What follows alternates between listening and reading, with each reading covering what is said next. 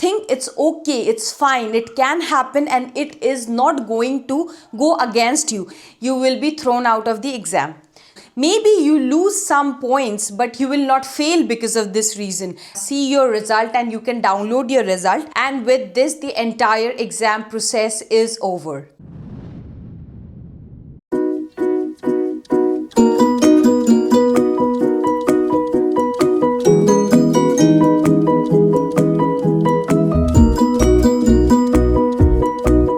Hello everyone, welcome back to my channel Desi Videsi Girl. So today I will be discussing in this video about the GOITHE A1 exam which I recently gave. What are the things you need to keep in mind? What is the entire process, like from entering the GOITHE Institute to coming out of the institute? I will be telling you each and every step. How long does it take to get the result? So such kind of things I will be explaining in this video.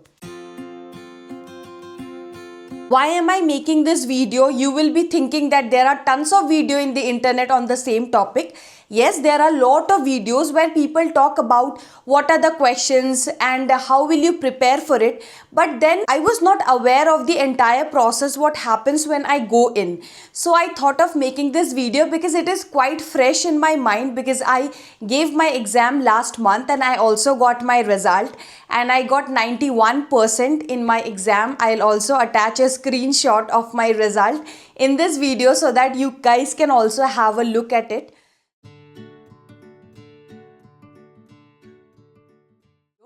In this video, I will tell you exactly what happens when you go inside this GOITHE Institute. I gave GOITHE A1 exam, so I can tell you about the GOITHE process, not about the TELC process or any other institute. So a lot of you might be wondering that why did I give GOITHE exam and not TELC, because it's known that TELC is way easier than GOITHE. The reason being, GOITHE gives the result within 1 week or 10 days for A1 exam, like 10 working days, and it takes 1 month to get the certificate. But if you want the online result, it comes within a week. I cannot wait for a month or two to see my results. That is the reason I chose GOITHE over TELC. If you have time and if you are not in a hurry of seeing your result, you can also give TELC, and the number of slots for GOITHE exam is also more than TELC. That is the reason a lot of people give GOITHE exam. And what I've heard from people is that for A1 the level of GOITHE and TELC is almost the same, so it doesn't matter whether you give GOITHE exam or TELC exam. And trust me, the exam is, I won't say very easy, but it's not that tough as well. So 2 days before the exam, you kind of get an admit card where it is mentioned that which GOITHE institute you have to go, at what time you have your exam, and what time you have to be present there, what kind of pen you should carry. Like you can carry black pen or blue pen, but no pencil. I mean, you can carry, but you should not write your answers with pencil. You should only use a black pen or a blue pen. You should not have a digital watch with you, because you might store some kind of answer there. So if you are interested in wearing a watch, only wear analog watch, or you won't find any difficulty in seeing the time, because they have a big clock where you are giving your writing exam, and there is also a timer that is running, so you won't find any difficulty. I wore an analog watch because I was not aware whether they will have a clock or not. How will I keep track of time? That is the reason I wore. And another important instruction is that you should not have your mobile phone with you while giving your exam. If your examiner finds out that you have a mobile phone, you will be thrown out of the exam. So that is something you should keep in your mind. Now coming to the exam. So exam comprises of 4 parts, which I think you might be knowing already.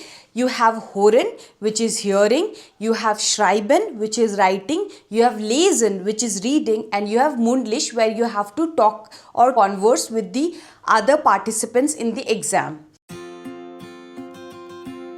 So now when you give this exam, this Mundlich is one section, Hören, Schreiben and Lesen, all 3 of them is one section. So it might happen that you have your Mundlich first and these 3 sections later, or vice versa. So in my admit card, it was mentioned that I have my Mundlish exam from 9 to 9:30, and then from 11:30 I have my other three sections. So I knew that my Mundlish was first and the other three section was later. So I went there 20 minutes before. So when I went, there was a guy in the reception and he had a lot of papers with him. Some were yellow in color, some were pink in color, and some were green in color. I was clueless what these papers are, but nevertheless I went to him and I told him my name and I told I have Goethe A1 exam today. So he said, yes, all the participants whom you are seeing in this hall, all of them are here for the A1 exam, and today we only have A1 exam in this floor. Then he asked for my passport and I also told him my name, and then he found my name in these set of papers and he gave me my paper which was yellow in color. This paper comprised of my name, all my other details, the instruction of the exam, and my participation number. So this participation number plays a very important role. So this is the paper which I had with me, and he told that you have to carry this paper with you. And at the same time, he also gave me a key of a locker. So in the room on both sides, there were a lot of lockers. He gave me the key. So he told me that you can put all your essentials in that locker and you should not carry anything with you.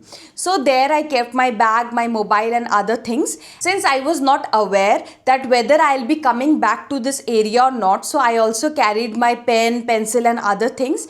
But since I am making this video and you guys are knowing that after your Mundlish you will again come back to the waiting area, so don't carry your pen, pencils and other things with you when you have your Mundlish exam. You just simply you can go with the paper that you have. I mean, I cannot exactly tell the time, but yeah, 8:20 or 8:25, two ladies, they came and they took name of 4 people, me and 3 other participants, and all 4 of us had this yellow paper, and she said that you have your Mundlish exam now. They accompanied us and we were taken to another floor where we saw that there were 4 chairs kept, and they instructed that where we all should sit, and then our exam started. First, they explained us that what will be the first round. Basically, the first round is the introduction round. Since there were 2 teachers, one teacher, she introduced herself to the other teacher. This was just a Beispiel, an example for us. And then it started from me. So she told me it's my turn. And then I introduced myself. Now, after I completed my introduction, she asked me to spell my last name and also my participation number, just to ensure whether I know German alphabets and numbers nicely or not. So these are the only 2 things that is tested in your first round. Now comes the second round. So when I sat in my designated area, I saw that there are 2 small cards on the corner of the table where I am sitting, and it is kept in the upside down position, so I cannot see what's written in that card. Now when the second round started, she asked me that I should pick one card and I should not see what is inside that. I can only see after all the participants have taken that card and kept close to them. And since I was the first person who was starting it, she said that now you can flip your card. So I flipped my card and I saw a word. The word was foosball. So I have to ask a question to the next participant who is just sitting beside me, a question with foosball. So I'll ask a question and he'll answer my question, and then he will ask a question to the next participant and the participant will answer. So this will go in one circle and it will again end on me because I was the first person starting it. So this will happen 2 times. Basically there were 2 cards which were kept one on top of other. So both the cards had one word, and with that word I had to ask a question to my partner. Now that round is round 2, that's over. Now comes to round 3.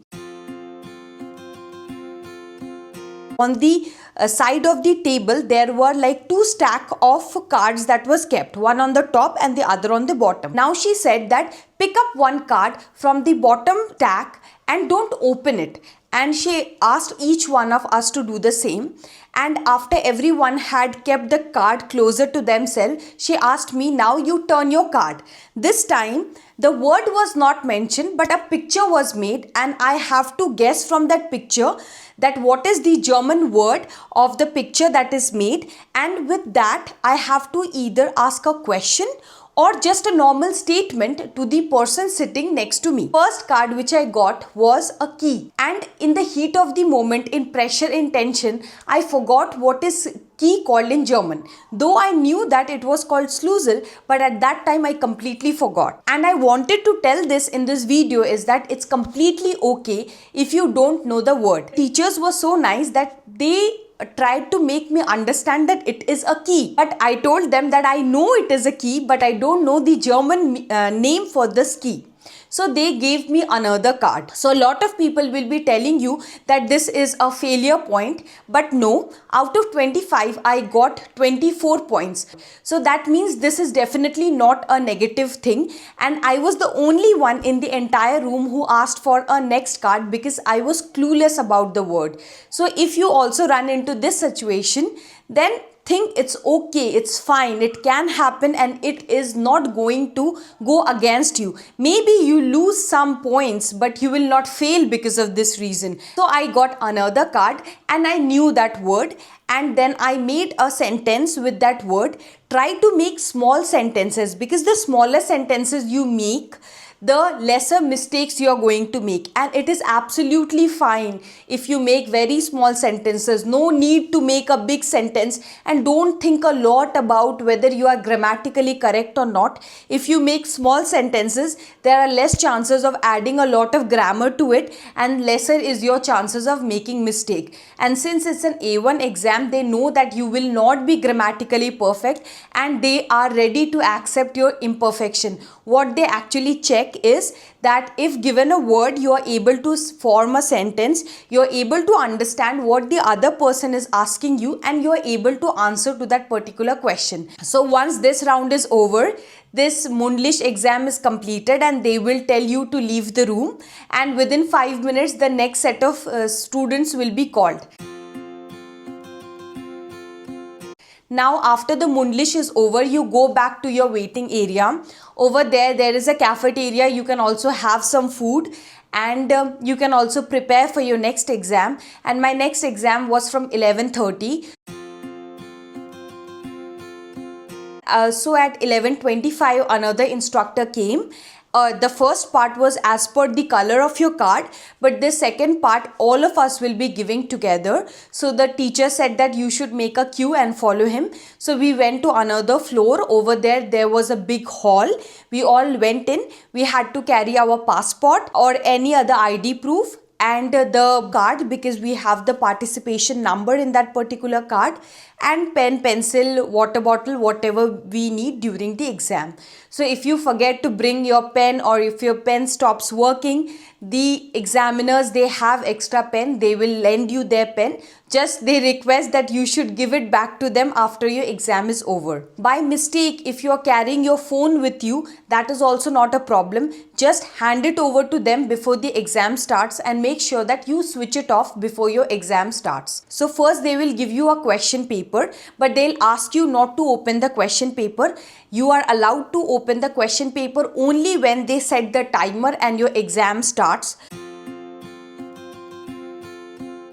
So the first part is the Horn. So they have kind of a big music system where they would play all the audio questions, and they would first ensure that the person who is even sitting at the last is able to hear everything clearly. And once everyone gives a green signal and nobody has any further question, the exam starts. Before the exam starts, they will also hand over the answer sheet to you. Each section is of 20 minutes. So first 20 minutes, the audio will be played. One important thing which I did not find in any of the video, that is, you will get enough time after one audio question is over to think over what was played, and to mark your answer. So I would suggest do not directly mark your answer in your answer sheet, because if you scribble a lot in your answer sheet, that can go against you. So you have your question paper. So A, B, C, it's mentioned. So you can just, tick, cross, whatever. Later you can transfer all your answers to your answer sheet. So you get enough time for that. Like first 7 question is played 2 times. So if you don't understand in the first time, don't panic. The same audio message is repeated second time as well. When I was practicing, I used to get the questions where the audio was not very good. So I was under the impression that maybe during the exam also the audio will not be good. But I can tell you the audio will be crystal clear. Now one question is played. There is some seconds of pause and then the second question is played. So what I found is that you have enough time to recollect everything that you have heard, and then you can mark your answer in your question paper and then go to the next question. In this pattern, all the 15 questions will be played. After that, your hearing exam is over. Now it's up to you how you manage your time for your Schreiben and Lesen. So you can give 20 minutes, or you want to give less time to Lesen and more time to Schreiben. That's completely your choice. They will not be monitoring anything. You know that you have now 40 minutes and it's on you how you would like to utilize this time. So I went with the flow. I did the Lesen first, followed by Schreiben, but I took a lot of time in Lesen. So when they said that only 20 minutes is left, my entire Schreiben was left. So don't do this mistake. Keep an eye on the watch, on the timer, everything that is running, so that you can distribute your time accordingly. What I did was, after I completed each section, I transferred all my answer to the answer sheet. And since I was running quite late, so when I was doing the writing letter part, I had no time to first put it in the question paper and then on the answer sheet. So that was the only thing which I wrote directly in the answer sheet. They will take the answer sheet as well as the question paper from you, and you have to leave the room. Go back to the waiting area. Over there you can take all your stuffs back from the locker. Give the locker key to the person who is sitting there, and with this the entire exam process is over. I think after I made this video, you can visualize from going inside the institute to coming out. I have told each and every step to you guys. So after I gave my exam, within 8 working days, I got my result online. So they will not send you the result via email. They will inform you via email that the result is ready. So you have to create an account first, and over there you can go and see your result and you can download your result. But they will also send you a proper certificate that takes a month time. I don't have that with me yet. Once I'll also share that with you. That's all I wanted to share in this video. If you like this video, share it with everyone who is giving their exam and who are thinking that what will happen once I go there. I think I've explained everything in maximum detail I could. Maximum detail I am aware of, and that's all I wanted to share in this video. I would highly request you guys, please subscribe to my channel. My channel is quite small now. I just want you guys to subscribe to my channel so that it grows a lot. This also motivates me to make more such videos for you guys. So please do like, share and subscribe to my channel, and see you very soon in my next video. Till then, take care. Bye bye.